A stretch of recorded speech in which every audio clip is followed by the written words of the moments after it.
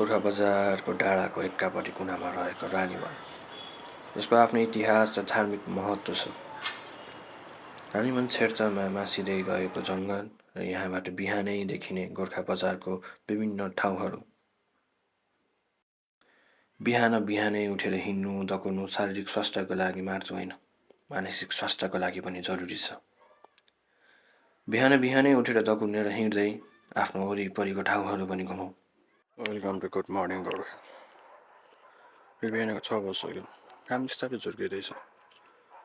झुल्का स्कुलमा पढाइ सुरु हुँदैछ।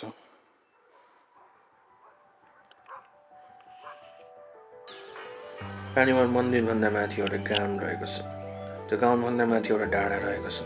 त्यो डाँडामा पहिले एफएमको टावर र एउटा घर थियो, जुन घर अहिले सुनसान छ।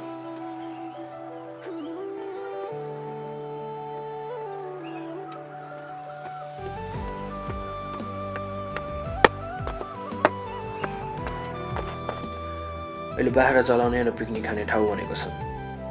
यहाँबाट गोर्खा बजारको बस पार्क, पाटेचौर, करमटाडी खेल मैदान, सतविपर, ठुला आँगन लगायतको अति मनोरम दृश्य देख्न सकिन्छ।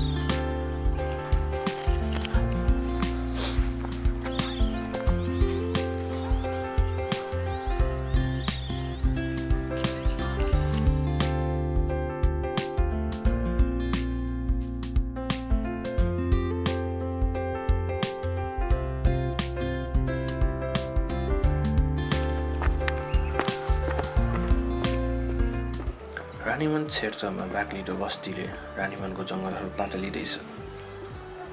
वर्षेनी चैत वैशाखमा लाग्ने डढेलोले पहिलेको जस्तो घना जङ्गल मासिँदै गएको छ।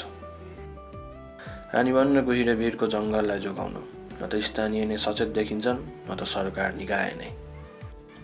स्थानीय नै जङ्गल सरसफाइको नाममा भुइँमा खसेका पात पतिङ्गर सफा गर्न आगो लगाउने गर्छन्।